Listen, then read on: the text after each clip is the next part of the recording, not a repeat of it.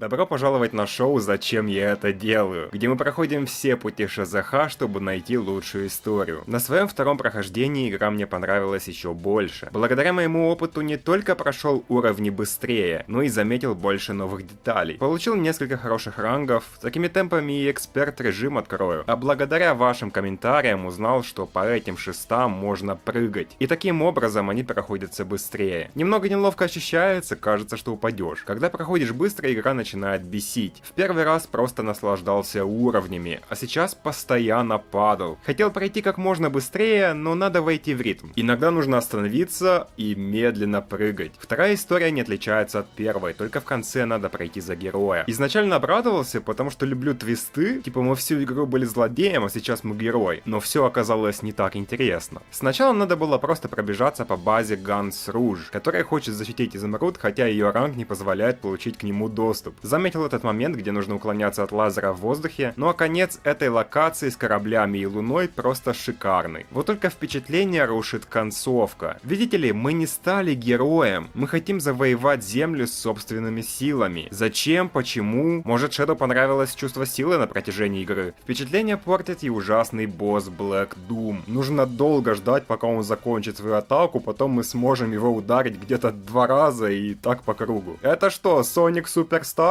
Мне дали второй уровень оружия самурая, не думаю, что использовал. Я готовился назвать этот сюжет лучшим, но несмотря на то, что уже знал, что делать, и последний уровень оказался легкой прогулкой, конец рушит впечатление, и эта история получает второе место в топе. Да, забавно, вторая история на втором месте. Третья история мне уже понравилась больше. В третий раз прошел еще быстрее, уже как обычно, надо пройти уровни за злодея, только когда вы в космосе должны просто дойти до конца, из-за чего уровень становится очень скучным. Вы просто летите вперед. И после всего этого вы получаете те же сцены. Серьезно, неважно, что вы сделаете, последствия одинаковые. Это полная фигня, ведь до этого персонажи реагировали на ваши выборы, а сейчас это не важно. Хотя это, скорее всего, последствия предыдущих уровней. Так как мы еще не уничтожили Землю, наконец получаем новую сцену на этой локации СА-2. У нас 5 изумрудов и осталось собрать всего лишь 2. И как в хорошем аниме, получаем флешбеки. Флешбеки с уровня, на котором еще не были. Гениально. Шэдоу все еще думает, что получит информацию о своем прошлом. Какой он наивный. Black Doom обращается с телепатией, хотя до этого не мог так делать. Наверное, это показывает нашу связь. Значит, на нашей базе злодеи мы должны отправиться на черную комету. Да, на ту самую из интро. Нифига себе, наконец-то. Эта сцена странная, наверное, глюк. Должны уничтожить 50 врагов. Звучит много, но главное просто идти вперед, и мы всех найдем. Главное убедиться, что участок уровня полностью зачищен, прежде чем двигаться дальше. Кстати, несмотря на то, что на иконке люди, на этой локации только роботы. Так круто, что мы на комете и узнаем больше лора. Только посмотрите на эти щупальца. Внизу это красная жижа, которую можно пересечь только на этой штуке. Тут эти странные червяки. Надо быть осторожным, потому что наша тарелка ломается. Чтобы попасть на сушу, надо найти специальное место. Вы, конечно, можете прыгнуть, но так безопаснее. Наконец-то нашел меч. Он очень сильный. С одного удара уничтожил робота, в которого надо много стрелять. Уничтожаем врагов, появляются платформы, при помощи которых идем дальше. Этот робот не хочет прекратить свой огонь, а у меня только меч. Конечно, ружье будет полезнее. Значит, вот как эти штуки работают. Это жидкость, которую мы поглощаем и таким образом перемещаемся. Офигеть, какое-то сердце, которое умирает, когда уничтожаешь этот купол. Посмотрите налево, там платформа спускается. Посмотрите на этих чуваков. У них какая-то броня, да и сами выглядят как драконы. Как и внутри компьютера, тут портал, при помощи которого идем дальше. Не знаю, кто придумал поставить камеру именно так, но хорошо, что тут нет роботов, которых должны уничтожить. Тут главное не забыть уничтожить робота по центру, прежде чем пройти через портал, который стоит рядом с этими пальцами с глазами. Враги исключительно над жижей, так что можно уничтожить только с ружьем. Не забываем его брать и, конечно, экономим патроны. Куча врагов снизу и сверху. Главное смотреть, кто внизу, потому что потом дадут побегать наверху. Но я всех и так уничтожил, когда был внизу. У моей тарелки мало жизни, но если попробую поменять, то могу умереть. Но если продолжу, то по-любому умру. Что лучше, умереть сейчас или умереть позже? И пройти сегмент сначала? Может, у меня получится.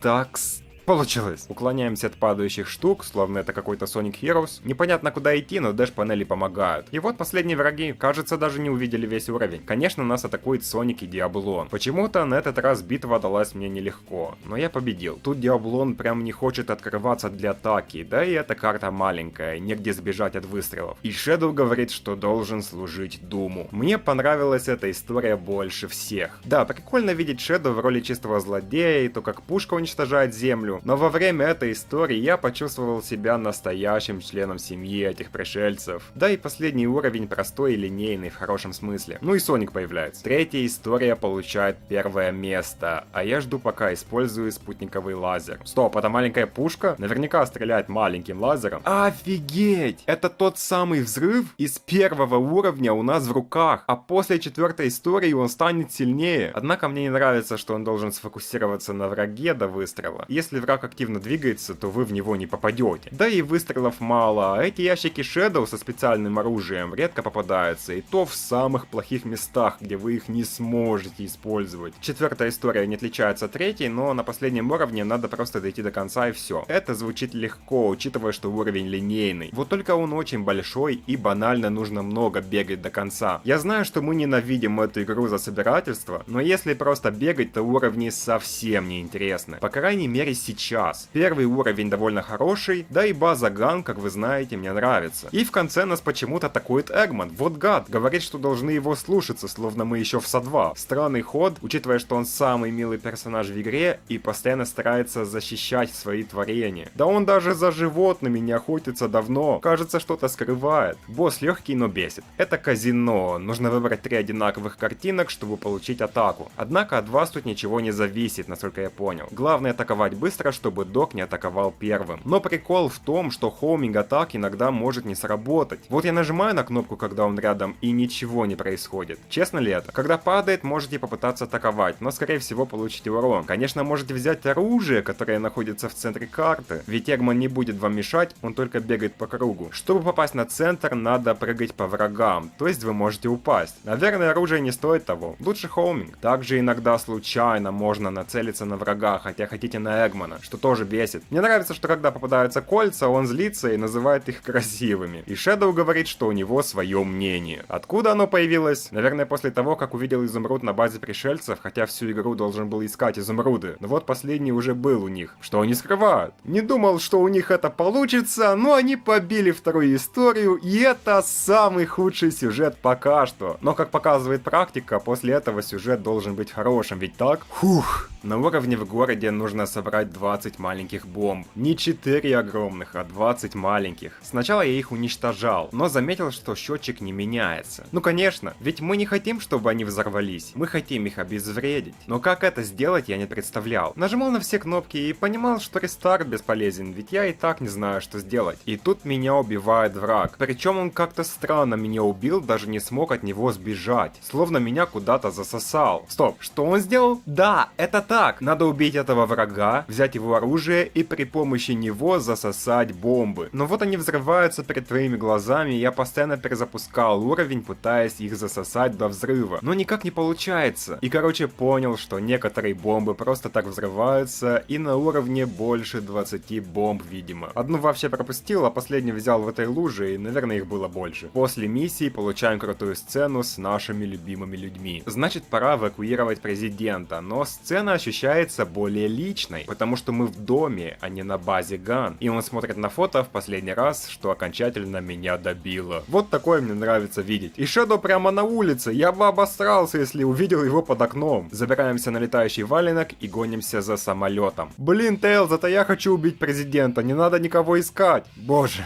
это миссия. Как же она бесит. Словами не описать, как я страдал. Это такая пытка. Сначала бегаем к первой комнате с самолетом и не забываем брать оружие у роботов, ведь оно лучшее в игре. Много патронов и стреляет быстро. Плевать на лазеры. Мы не должны торопиться, ведь самолет начнет двигаться только когда мы его увидим. И также перестанет двигаться, пока не дойдем до следующего сегмента. Однако осторожно, если умираем, то конечно начнем с чекпоинта, но самолет продолжит двигаться, пока не закончится сегмент. Так сколько же длится один сегмент? Я не знаю, но если вы не видели самолет долгое время, то сегмент закончился и самолет остановился. Значит, вот стрелка, нужно выстрелить, чтобы она стала красной, тогда самолет будет двигаться медленнее. Хотя у меня и на синем получилось уничтожить. Там даже путь легче и оружие лучше. Сейчас стараемся найти правильный угол, чтобы стрелять по самолету. Непонятно, как это работает, надо реально молиться, чтобы попасть. Вы можете смотреть прямо на него, но стреляете по воздуху. И нужно быть совсем рядом с ним, иначе прицел не появится. Также у самолета отсутствует хотя бы какой-то индикатор разрушения. У него где-то 3 стадии, но они активируются после нескольких десятков выстрелов. Я понял, что когда слышишь звук попадания патрона, патронов, то урон наносится. Сколько? Мне плевать. Главное потратить все патроны и двигаться дальше. Тут мы гриндим. Возможно, можно еще пострелять. Прицел появляется на секунду, но я стреляю по воздуху. Можно еще прыгать по платформам, вернуться таким образом назад и еще пострелять. Или прыгать по платформам в самом начале. Тут вентиляция мешает идти вперед. Нужно спиндешить, зацепиться за трубу, подождать, пока можно будет двигаться, бегать и прыгнуть на всякий случай. Так вы можете автоматически зацепиться за трубу, если начнет дуть. А лучше вообще зарядить один мощный спиндеш. Прыгаем по платформам, которые исчезают, и отправляемся наверх. Это же те платформы из 0.6. Дум говорит, что нам нужно наверх, но я просто уничтожил пришельца и открыл дверь. Наверху только враги и ключ. Скажу, что мне нравится, что двери закрыты именно из-за страха пришельцев. То есть их эмоции каким-то образом не позволяют им идти дальше. Начался второй сегмент самолетом. Теперь идем налево. Осторожно с платформами и роботами. Хотя бы скажу, что мне нравится, что сделали текстуру земли. Мы не просто падаем в никуда. Потерял оружие, а его трудно достать, потому что у врагов много жизни. Нужно много прыгать и легко упасть. Можно сказать, уже проиграл. Продолжаем гриндить, продолжаем прыгать, продолжаем стрелять. Проходим через трещины в дверях, что мне понравилось. Напомнило 0.6 опять же. Продолжаем прыгать, используем эту штуку, чтобы подняться. Открываем дверь. И вот мы медленно спускаемся вместе с самолетом и можем просто стрелять. После всех этих страданий, все это время нас ждал этот момент в конце, где мы долгое время остаемся наедине с самолетом. Да, есть дроны, которые атакуют, и всех ваших выстрелов недостаточно тут, если вы не стреляли на протяжении всего уровня. Но какой же это плевок в лицо? После всей этой беготни я просто сижу на месте и стреляю. Как только ты понимаешь, что ты на самом деле не должен гнаться за самолетом как безумец, и у тебя есть эти специальные места, где ты можешь стрелять без проблем, то уровень становится легче. Самолет остался цел, и я впервые вижу надпись, что проиграл. Вот что надо сделать на самом деле. Вы заметите этих мехов, разбросанных по уровню. Кажется, что они вас замедлят, но нет. У них же бесконечные патроны. Они идеальны для этого уровня и совсем не замедляют, а наоборот помогают. Садитесь в меха в первую очередь. А теперь нужно наплевать на самолет, пусть и летает, ведь вы должны его обогнать, чтобы дойти до пушки. Тогда вы получите несколько бесплатных, мощных выстрелов. И посмотрите, тут тоже пушка. Чего вы ждете? Садитесь и стреляйте. А потом при помощи нее уничтожьте пришельцев, чтобы быстрее открыть двери. Ну а в конце также садитесь в мех и все. По сути, эта миссия должна считаться лучшей в игре и эталоном 3D Соника. Потому что тут нас заставляют думать и использовать все механики, которые у тебя есть. Ты должен бегать быстро, смотреть на врагов, брать нужное оружие, экономить патроны, следить за самолетом, выбирать направление, прыгать и использовать транспорты. Но из-за давящей атмосферы уровень трудно назвать приятным или даже хорошим. Зато мы наконец узнали, что это за самолет спускается. Хотя как он цел, когда я хорошенько его так поломал. Ну и конечно теперь эта сцена, где президент выглядит уставшим, имеет смысл. И после того, как я за ним следил весь уровень, после всех выстрелов он все еще думает о жителях, этот момент стал еще круче. Мы на базе Ган и должны пройти за злодея, а позже битва с Соником. Знаете, несмотря на проблемы, эта история мне очень сильно понравилась. Конец имеет больше смысла, потому что я гонялся за президентом весь уровень, а после разрушил базу Ган. Это хорошая последовательность событий, мне это нравится. Да и будем честны, уровень с самолетом классно сделан, если отбросить эмоции. Но все-таки из-за сложности эта история получает второе место в топе. И шестая история автоматически получает последнее место. Она не отличается от пятой, только в конце проходишь за героя. Вы не только должны пройти худшие уровни в игре, которые вызывают дикую тревогу, но и получаете эту ужасную концовку, где вы хотите захватить мир. Фигня полная. Эта игра продолжает удивлять. Я потратил час своей жизни, чтобы сказать 5 предложений. Окей, я прошел самолет стелзом и должен сказать, что мне нравится его озвучка. Еще он начал анализировать пушку. Люблю этого маленького задрота. Мне нравится, как он радуется, когда я убиваю пришельцев, и как осуждает, когда убиваю солдат. Да и голос Руж прикольный. Эми ненавидит роботов, но считает, что они будут получше пришельцев. Наклз говорит, что хочет уничтожить черную комету своими же кулаками. Все персонажи классные в игре, все общаются с тобой как с другом. Мне кажется, в этой игре все персонажи прописаны хорошо. И возможно, именно здесь Sonic Team нашли те самые характеры, которые мы ассоциируем с этими персонажами. Во время седьмой истории на самолете нужно просто дойти до конца. Наконец-то, после всех моих страданий мне дали возможность просто пробежаться по самому сложному уровню. И как предполагалось, этот уровень очень хороший, если не выполнять миссии. А после нам дают знакомую сцену, где нас зовут на черную комету. Только вместо космоса мы на валенке Ган. Это что-то на уровне Sonic Colors. где сцены также отличались в зависимости от прохождения. На комете выполняем миссию за злодея. И должен признаться, на втором прохождении этой миссии этот уровень очень сильно бесит, ведь вы должны найти 50 роботов. По вам постоянно стреляют, а если упадете в жижу, то теряете жизнь. Да и этот уровень просто огромный, 12 минут проходил. Это очень много по сравнению с остальными, которые проходятся максимум за 6-8 минут или вообще за 2-3, если знаю, что делать. Что насчет сюжета? Он вообще не имеет смысла. То есть мы проходим 3 уровня за злодея, 1 за героя, 1 нейтральный, а в конце мы типа часть семьи пришельцев. С чего вдруг? Неужели после всех этих событий в Shadow осталась хоть частичка лояльности? Сюжет не имеет смысла, 2 уровня очень сильно бесят, когда надо собрать бомбы с Наклзом, ну и конец на комете. Но в начале все нормально, да и просто пробежаться на уровне самолетом очень приятно. Это одна из лучших худших историй, так что получает место под второй, где просто темная история, но в конце ты внезапно хороший. Потому что та история более приятна, как по мне, даже если твист не имеет смысла. 8-я история называется Believe in Yourself. Неужели такая отсылка на Тейлза спасет положение? Нужно пройти последний уровень за героя. Итого мы получили 2 уровня подряд, где нужно просто бегать до конца. Прошу прощения, но это одна из тех историй, которые мне не нравятся. Несмотря на то, что нашел лучший путь нахождения бомб за Наклза, несмотря на то, что получил лучшее время на самолете, несмотря на то, что на последнем уровне не было проблем, это все еще ужасный опыт. На этих последних уровнях нет ничего интересного, и они слишком большие. Даже в компьютере и в замке Эгмана есть интересные моменты, которых приятно проходить. Я даже жду какие-то места, чтобы посмотреть, как быстро пройду сейчас. А в конце ничего такого нет. Эти уровни невероятно злят. А в конце вы побеждаете Эгмана, потому что почему бы и нет? Но даже так, это лучше остальных плохих историй. Это лучшая, худшая история пока что. Из-за простых пробежек. Видимо, истории, где нужно пройти бомбы и самолет друг за другом, автоматически можно назвать плохими. Пока что у нас больше плохих историй, чем хороших. Получается, Shadow the Hedgehog плохая игра. Посмотрим, что будет дальше. В следующий раз мы узнаем, что Shadow может являться андроидом.